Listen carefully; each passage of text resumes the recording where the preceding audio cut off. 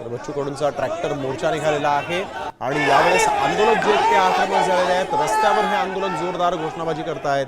एकीकडे बच्चू कडूंनी सरकारवर अटकेचा आरोप केलेला आहे, सरकार अटक करण्याच्या तयारीत असल्याचा आरोप केला होता आणि आता आपण बघतोय बच्चू कडूंच्या ट्रॅक्टर मोर्चातले जे शेतकरी आहेत ते इथं रस्त्यावर बसलेले आहेत, रस्त्यावर ठाण मांडून बसले आहेत। आंदोलक आक्रमक झाल्यामुळे पोलिसांपुढे आता या आंदोलकांना इथून पुढे नेण्याचं एक मोठं आव्हान आहे।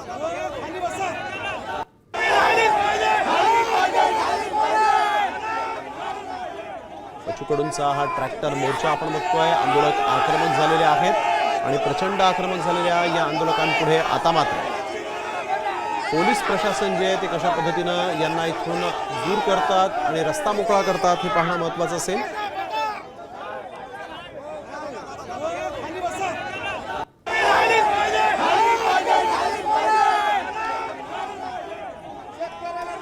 शेतकऱ्यांचे विविध प्रश्न आणि संपूर्ण कर्जमाफीसाठी बच्चू कडू यांनी हा ट्रॅक्टर मोर्चा काढलेला आहे। या मोर्चामध्ये शेकडो ट्रॅक्टर घेऊन हजारो शेतकरी सहभागी झाले आणि आता या शेतकऱ्यांनी आपण बघतोय महामार्ग अडवून धरलेला आहे। पोलीस प्रशासनाचे जे अधिकारी आहेत ते मात्र त्यांना विनवणी करतायत। वाहतूक सुरळीत करण्यासाठी पोलिसांचे प्रयत्न सुरू असताना हे कार्यकर्ते जे आहेत, हे जे शेतकरी जे आहेत ते मात्र कुठल्याही परिस्थितीत ठिया देत असल्याचं दिसतंय। पराग भोगळे आमचे प्रतिनिधी आपल्या सोबत फोन लाईन वरून जोडले गेलेले आहेत। पराग, काय दिक्षी माहिती?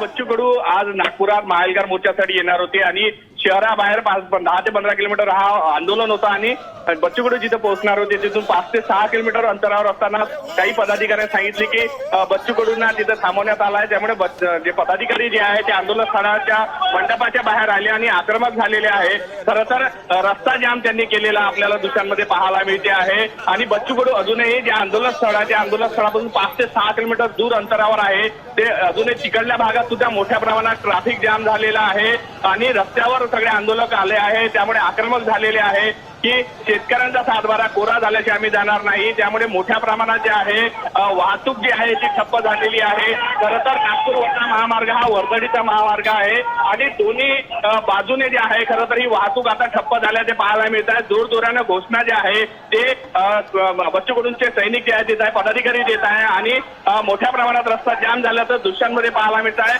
जोरदार घोषणाबाजी जे आहे ते सुरू आहे। बच्चू कडू अजून आंदोलनासाठी पोहोचलेच नाही। पोलिसांचा मोठा बंदोबस्त आहे, मात्र कुठेतरी कायदा सुव्यवस्था बिघडून यासाठी पोलीस सुद्धा शांततेने घेत आहे। ठिकठिकाणी बॅरिकेडिंग लावण्यात आली आहे, मात्र मोठ्या संख्येनं जे आहे आंदोलक जे आहे ते आज नागपुरात पोहोचलेले आहे। खरं तर नागपूर वर्धा महामार्गावर पोहोचलेले आहे, त्यामुळे मोठ्या प्रमाणात जे आहे वाहनांची वर्दळ आहे आणि आता रस्ता जाम झाल्याचं पाहायला मिळत आहे। आणि अगदी धन्यवाद पराग आपण दिलेल्या या माहितीसाठी। तर आपण बघतोय बच्चू कडू यांचा ट्रॅक्टर मोर्चा, आंदोलक आक्रमक झालेले आहेत।